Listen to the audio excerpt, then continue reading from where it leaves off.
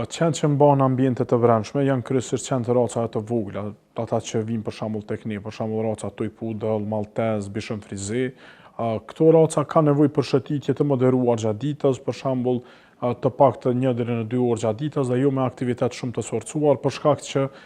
kanë peshën më të vogël, trupin më të vogël dhe kapaciteti i tyre për aktivitet fizik është më i limituar se sa i një qeni që është raca e mesme. Racat e mesme, për shembull, siç është Cocker Spanieli që mbahen brenda në ambiente shtëpiake të brendshme, këta qenë kanë kapacitet më të lartë për aktivitet fizik dhe mund të kenë shëtitje